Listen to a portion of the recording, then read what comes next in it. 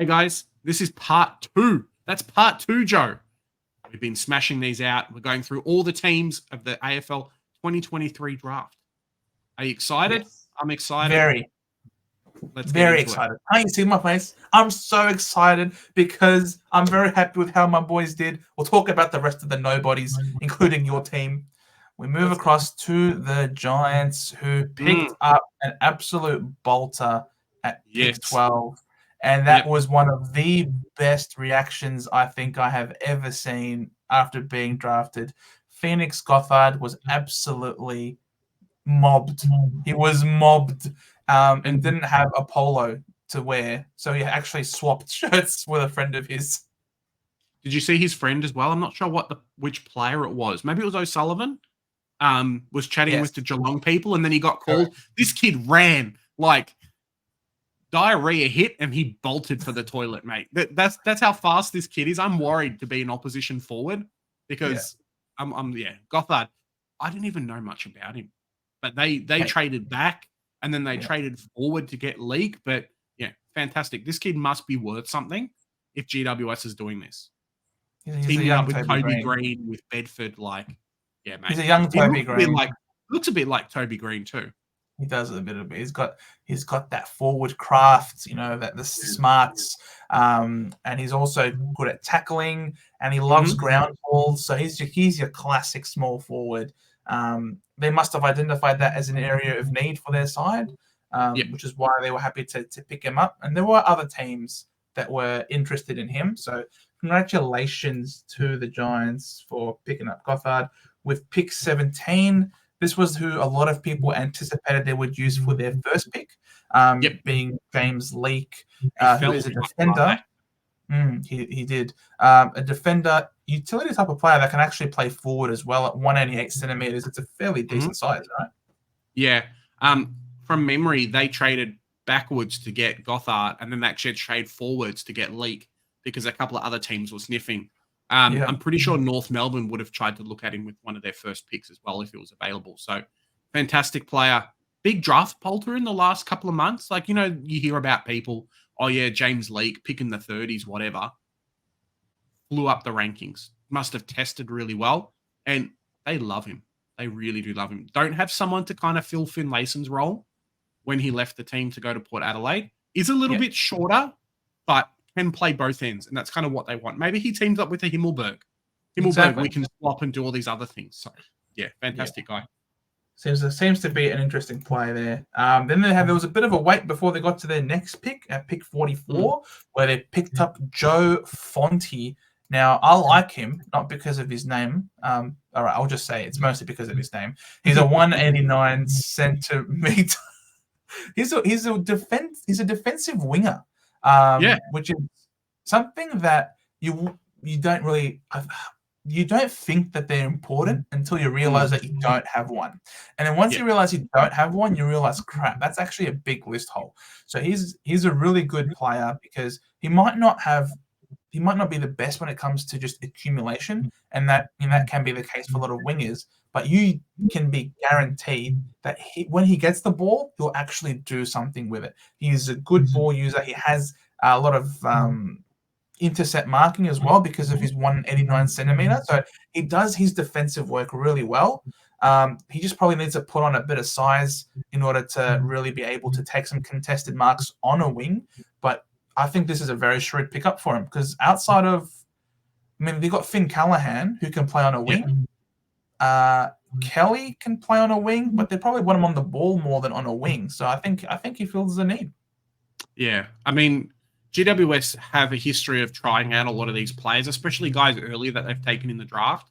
I think this year they were one of the teams that had close to the most, if not the most, new players come in and out, which was their kind of, hey, we've got 12 good players, 20 good players, we're cycling guys out to work out what needs. So maybe Fonte plays early, as you say. Just needs to put on a bit of size, like 73 kilos he tested at. Not that good for 189 centimeters. So put on a bit of size, you'll be right. Yeah, 100%.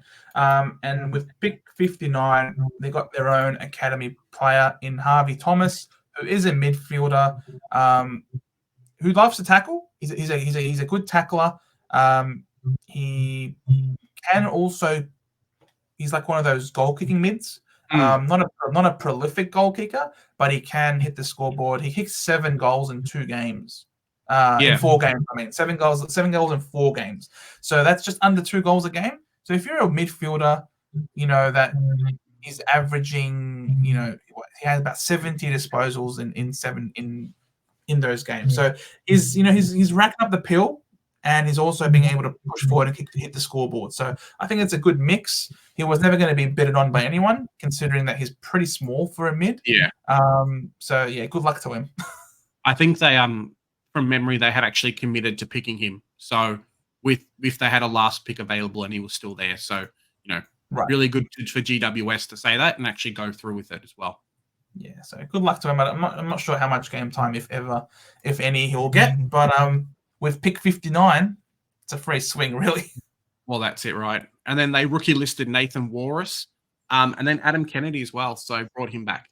I know I didn't say his name right, but I just saw Walrus and I got excited. So yeah. We move over to the Hawks, who I don't think it's much of a surprise.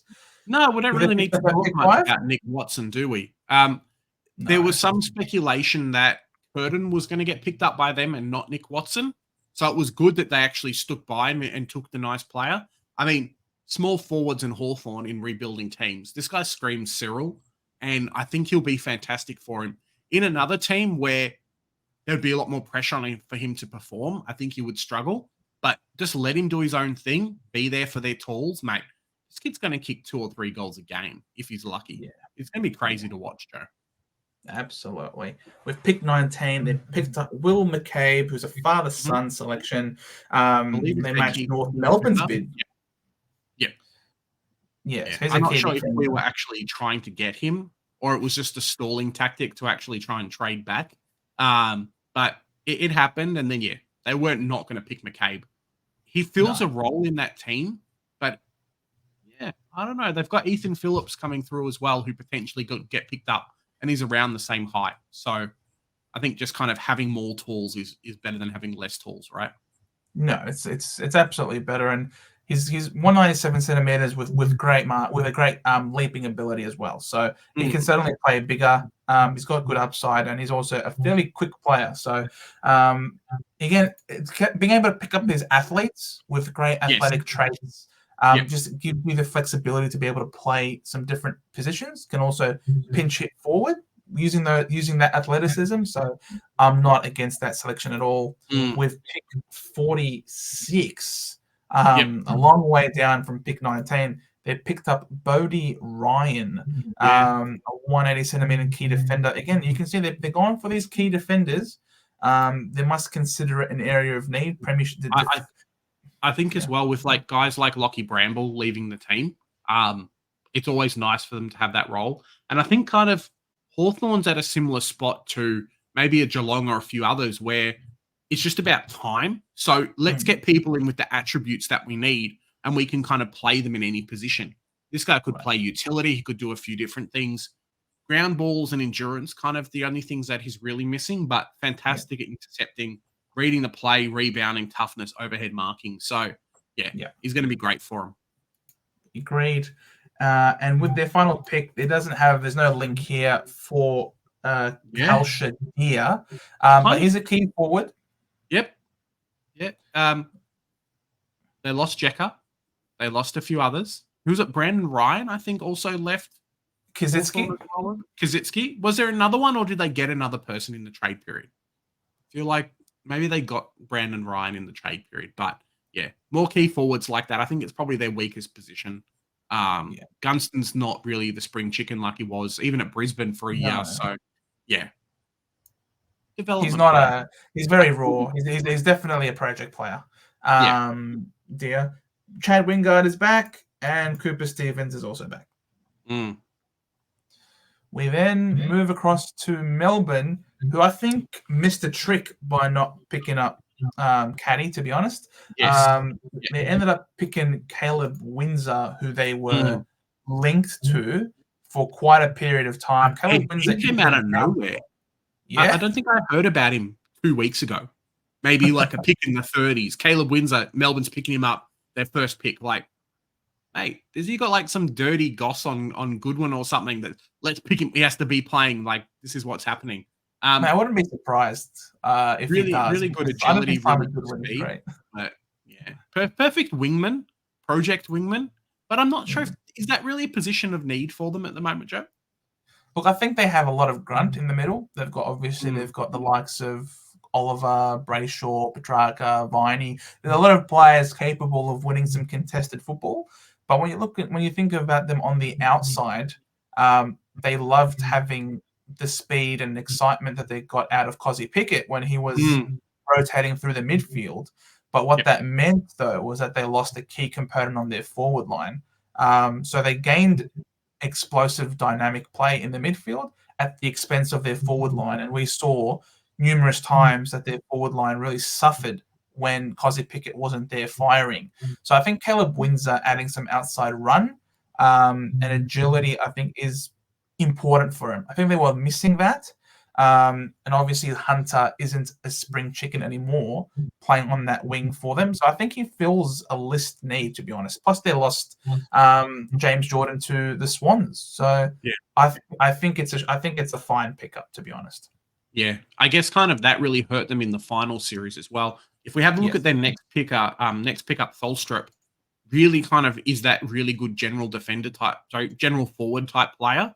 And if he turns anything out like Ollie Murphy, imagine Ollie Murphy at Melbourne. They're set up like you're saying with Pickett, mate. Fantastic. I can see why he went in the first round. Consistency, but I think that just comes with age a lot of the time as well. Like I wouldn't be like, oh, he's not consistent. Sorry, it doesn't matter. Well, if the ball's not in the forward line, you're not consistent anyway. So sorry, he only had 4 touches in a game. Well, the ball wasn't there. So yeah, doesn't matter as much. These kids and their hairline, Joe. When I was in high school, this wouldn't have cut it.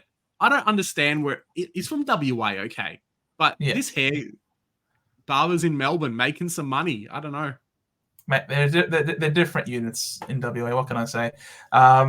Rookie drafted Jakey Melksham and Kynan Brown, who was a father-son selection. So congratulations to Melbourne on their selections. We now get to your mob. Kobe McKercher was your first selection. He was guaranteed to come across, surely. Yes, yeah. A couple of days beforehand, I think the club kind of leaked it a little bit, at least to the players, like, hey, you're going to come to the club. Take some photos with the boys beforehand. Get to know the people that you're going to be playing with for a while. Happened with Sheasel and Wardlaw. It happened with him as well. So, yeah, it is what is fantastic left foot, really good running and pace, and just kind of similar to, like, I'm not sure if there's a really good burst player from the midfield, but that's just what he does. So I think at the moment we might try him out at halfback a little bit just to get him in the game sense, but throw him in the midfield, throw him on the wing. Really, really good. Just running. Watch the highlights because they're just phenomenal. Reed is a really good forward mid. McKercher is probably the best mid and should play early. Yeah. So that was Kobe McKercher. We then get to Zane Dersma with your second selection, who I think I think he was great. I think he's one that is certainly capable and not one that you should be disappointed about. I know you weren't super keen on getting Zane Dersma. I think you had other options that you would have preferred. Yeah. But having some assistance for Larky is really important. He's really athletic at 190 centimeters, so he's going to be a massive headache for a lot of defenders and a lot of defensive setups. Plus, he's got great hands. You know, he's got a lot of upside. Watch his highlights and see how high this kid jumps. Like I think he jumped double his height. Like that's how high it looks. Insane. Last year, North Melbourne, Larky kicked 70 odd. Yes, he was third in the Coleman. The next best player only kicked 26. So we need pressure in that forward line. We need guys to get kicked out. So the likes of Dersma and George, when he comes in, it's going to be fantastic for us. More pressure in there is good. Dersma's fantastic.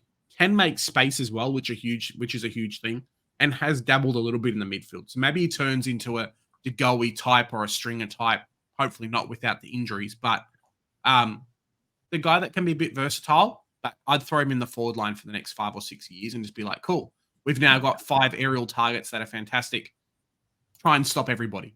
I reckon he's going to be like a Petrarca type, but a bit taller. Maybe. Which will be insane. With your third selection, you picked up Taylor Goad, the ruckman from South Australia. You had your eyes on another ruckman that went just before him, but it's fine. Taylor Goad, I think, is a very fine pickup. He's developing really quickly. He's a good size at 207, with still some more room to grow, which is insane. He might be 210. Yeah, he could be. And 210 as a ruckman is fantastic, but this kid can play almost anywhere. There's some highlights of him playing forward and back, definitely tapping through the middle. As we said with a couple of other players today, it's really the changing ruckman. They're not the lumbering guys anymore. It's these kids who can run and carry, and they're almost other midfielders now. Good luck trying to stop him in a couple of years. It's up to our development to help him out, but, mate, Cherry, Goldie leaving, okay, it's all right. We got Goad. You got Goad. You got the Goad. Will Dawson, I don't know if his parents were having strokes when they named him. I don't know why they named him Will with only one L. Like, it's a win because he forgot the L, Joe. It's just bizarre to me. I don't understand. It's a win. Yeah, maybe his name was like Will Bar or something, and then they're just like, nah, we can't do that. He's going to get picked on. Let's just make it Will with one L. Yeah, because one L is not going to get him be picked on. I'm picking on him right now. No.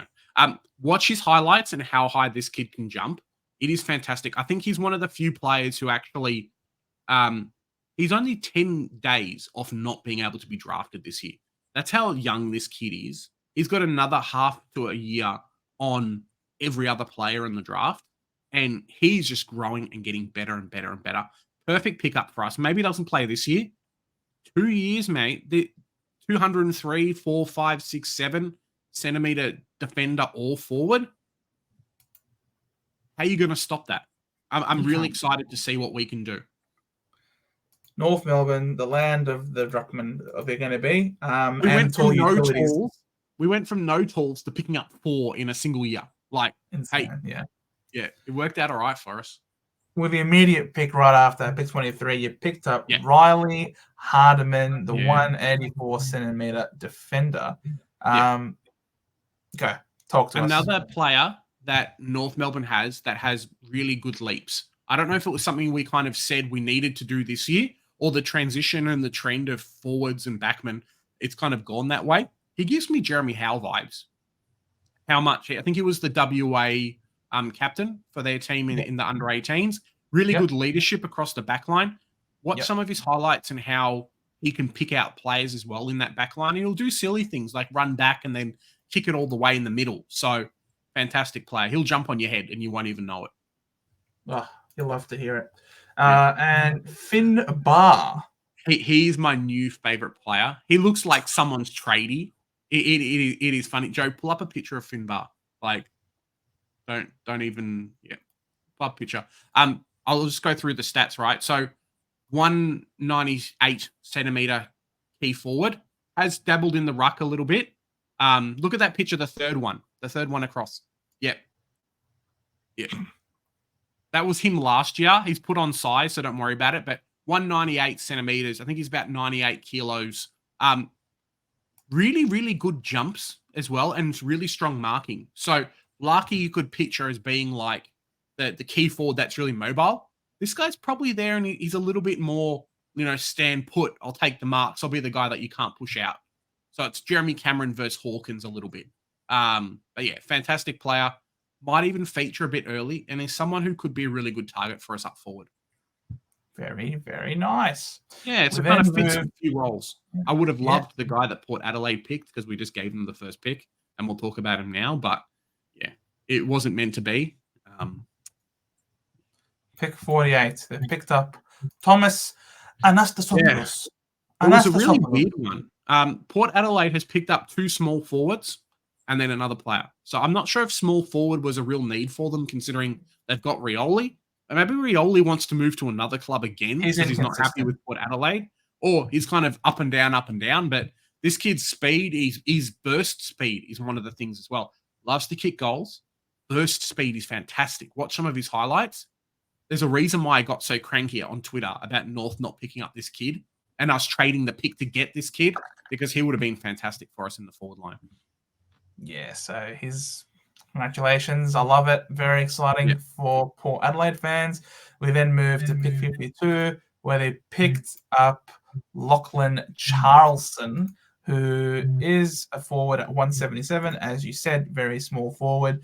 But he was one of the best. He was one of the best pressure forwards. So it seems like they want to try and get these smalls to get some extra goal kicking options at ground level to allow Rosie and Butters to spend more time in the midfield. That's what I'm thinking. I'm thinking they want some dynamic players in the forward line to keep these dynamic players in the midfield to get the ball up forward. And like I said, he was one of the best pressure forwards. So think of Noah Long from West Coast if you guys were watching him this year. With him in your Supercoach sides, it's pretty similar to Noah Long in that respect. So key pressure. I mean, pressure is really important at ground level to force turnovers, get forward stoppages. I think a lot of these teams who are competing for finals are going to start worrying about Lockie Schultz being in Collingwood. And they're just like, we need more Lockie Schultz in our own team. So let's get the smallish forwards. Correct. Pick 57, they got Will Lorenz. Do you know much about Will Lorenz? So 186 centimeter midfielder. He's kind of not your average player, but not elite in any of the stats. I think that's kind of evident by his pickup at this position. But what he does is he's got really good decision-making and really good clean skills. And I think that's someone that Port Adelaide, their forwards are good if you can give them the ball. Their midfielders are really good if you can feed them the ball and do different things. So having a guy that can pick out players across the field and be like, cool, I'm kicking to you, watch out, it's going to be great for him. Bit of a project player, but you've got Butters, Rosie, Horn, Francis, Wines, Boak. Like, you don't really need guys to play right now. So give him a couple of years. Another Supercoach picture, I reckon. I think not straight away. I think in time, he's probably tries to model his game off Jack McRae and Josh Kelly. Maybe. Very, very that sort of type of player, but I can't see him dominating right off the bat. He's a natural footballer though, so there's no doubt that he will definitely play in time. And then the rookie drafted Xavier Welsh. So congratulations to him. We then get to Richmond, who picked Kane McAuliffe.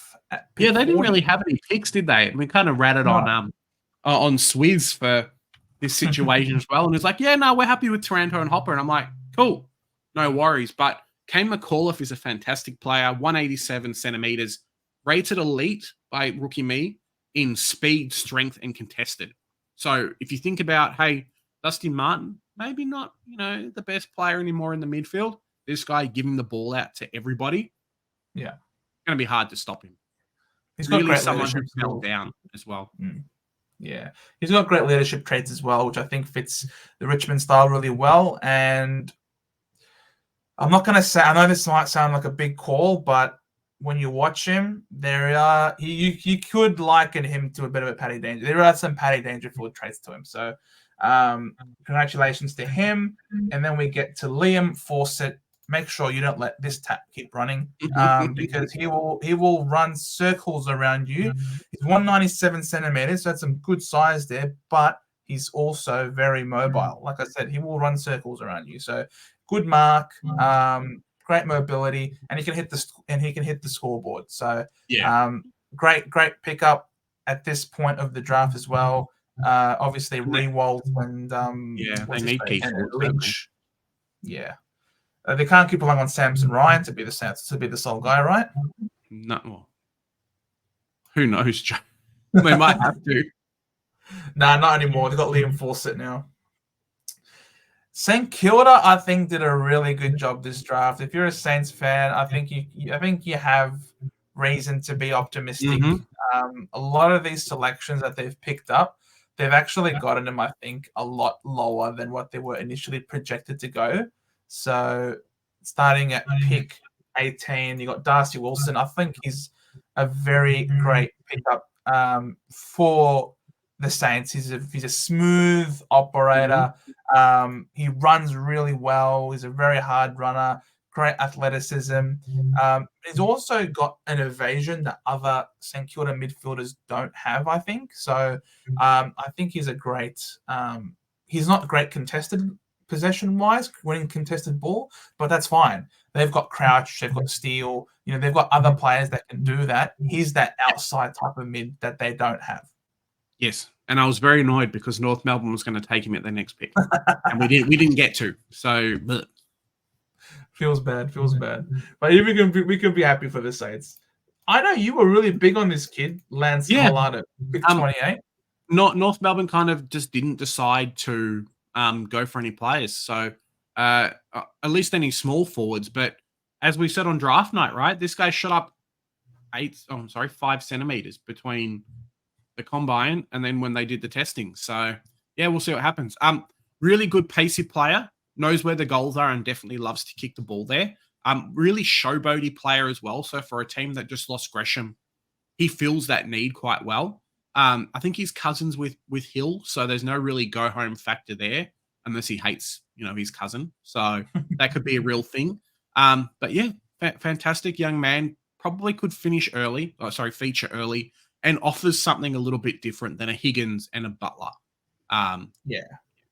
He's a Bobby Hill / Shai Bolton type of player. They don't have something like Bobby Hill number 2. So yeah, definitely. They don't have something like that on their side. So he's a great fit there. At pick 33, they picked up Angus Hasty. They weren't hasty with selecting him. They certainly did their homework. He's very versatile. He's a 190 centimeter defender, which is really good with agility. So that just seems to be the modern defender now. Decent size, whilst also being really mobile with good speed. I think they've had a few times where their backline hasn't been the best. Like, for example, if they've been exposed sometimes, like if a defender has a really bad game, they really concede a lot of scores.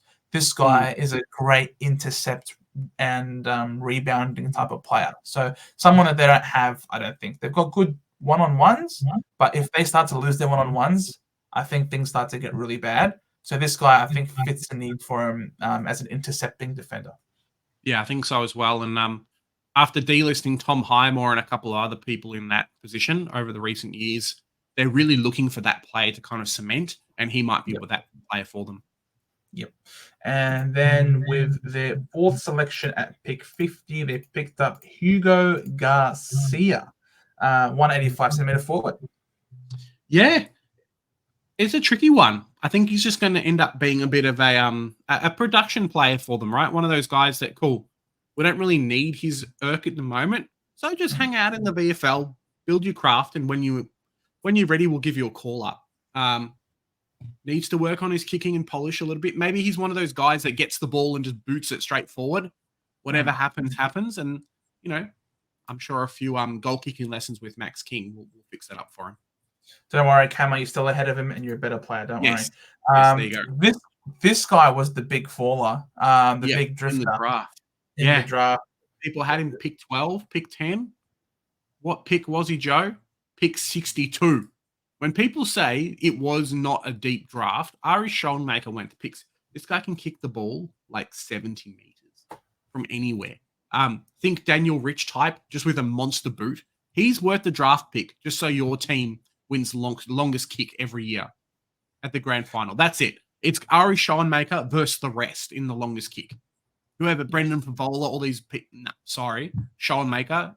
He's kicking home. He's gone from the Yarra to like the MCG. That's how far he's going to kick.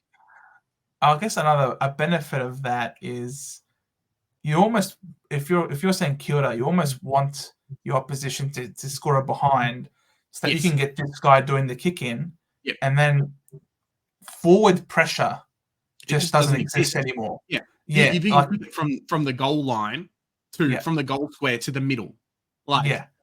Correct. Sorry. So and he kicks well too. It's not just like boot it for. This guy can pinpoint, it's crazy, Joe. I know there's some off-field issues and whatnot, and that's why he fell. But yeah, fantastic pickup for anyone. He was one North Melbourne. I'm like, cool. 194 centimeters fits a need now. They stole Riley Bonner, which I thought was hilarious. That is pretty funny. Yeah. It's like, oh, But Riley good Bonner. draft, good pickup, good depth. I know 26. Jake from Saints TV was very, very happy this year. Yeah. Congratulations, Jake, and congratulations to the Saints boys. We then move across to the Swans, the Sydney Swans. Pick 16. They picked up Will Green with their first selection, who is a ruckman, which is interesting because they picked up Grundy as their ruckman. But they thought, you know what, we need more depth because we don't have any good young ruckman coming through. Yeah, I mean, like Naismith's left. It wasn't a good young ruckman, but there's cover gone. Grundy's there, Laddams is there, but I think they really got found out this year without having another one. And Grundy, realistically, has probably got, let's say, 3 or 4 more years left, unless he does a Todd Goldstein. So having someone who can train now, probably under the best ruckman ever, or one of the best outside of Matt Swan, like, yeah, cool, no worries. So fantastic young player. Another one who really is that pacey, strong guy who they could almost be midfielders, Joe. Just these players. So, yeah, really good pickup for them and a need that they had. Correct. So a good pickup there. With pick 24, their academy player. Another one. Yes, another one. They matched Collingwood's bid at that pick 24. Where's DJ Khaled? Because they got another one. Like another one. 182 centimeter midfielder who is an inside bull. And he also works hard on the outside. So he's going to be really impressive. Great clean hands at ground level. Good endurance as well. And he's just a powerful inside game player with great work rate. This guy just screams Sydney Swans blood culture. Really impressive. He doesn't have the best kicking, but that's fine because he's going to have Errol Goulden next to him, and Errol Goulden's kicks are insanely good. So, his composure isn't the best either, but hey, when you've got great leaders around you at the Swans, he's going to fit in like a glove. Insane. Yeah. I think he was one of those players as well. I saw him, maybe when he got drafted, they were talking about how he was in the team since he was like 14. So, like, just to get picked up by that, it's like, yeah, cool, no worries. So, congratulations to the Swans who keep cheating the system with that academy. And then pick 50. Yeah, my views, I'm never going to die on this hill by myself. I hate the Swans and access to that bloody academy of theirs. And they picked up Patrick Snell. Because Patrick Snell was Brisbane's academy. So Brisbane said, you can take him. And then they've got another one. Obviously, he's not going to be Buddy 2.0, but another forward who maybe could fill a position. I think Reed's probably on his last legs, and they've got Armadi, but So, yeah, I think Sydney's one of those teams that was in that 2 key forward mold and now has started to move into a different way. So they're going to have to start bringing up that type of player, and maybe starts with Snell. Yeah, Snell's also really handy for him because he can play as a key defender as well. And their key defensive stocks aren't super flush. So congratulations to the Swans. And pre-listed rookie was Indy Kirk from their academy, and they re-listed Sam Reid. Yep. We're almost there. West Coast. Nice. Picked up. There will be hopefully timestamps if you guys don't want to. We need to talk more about Harley Reid. Like, who is Harley Reid? I've never heard of this young. I saw him on a motorbike. Did you see that picture of him on the motorbike of the air? He's their love child at West Coast. The one thing I'll say about their list, and I know it's probably like, hey, I'm North Melbourne and you're West Coast, so it's fine. But Harley Reid's going to be fantastic for them. I'm almost happy that they couldn't trade up and go and pick Curtin as well, because I think the team, it would be a bit too much for them to get all those, just that level of talent straight out. But fantastic player. Is going to play round 1. Get him in your super coach team. Probably going to be mid forward. Just dominate. They love Reid so much that they end up picking up another Reid afterwards. At pick 30, Archer Reid. I heard you like Reid. Oh, ¿por qué no los dos? Let's get both of the Reids. This guy's a great forward. I was really hoping that we would somehow be able to snag him, but it's all right. We've got our own key forwards, so that's fine. 203 centimeters is a great size, but not only that, he's also great at ground level as well. So he's that rare type of player that despite being big, isn't lumbering. He's got good mobility and can pick up the ball at ground level. So he's very skillful with great forward craft. He's a very good pickup for them and a great support for Oscar Allen. Yeah, and that's the big thing too, is that they've lost Dak Darling, they've lost Kennedy in the last couple of years. They need someone else to, as you say, back up Oscar Allen, so he could be that person as well. And maybe he pinch hits in the ruck, so he helps out BJ Williams and Flynn, whichever way goes in that way. So and Emmett Bennett, who they picked up last year. From last year.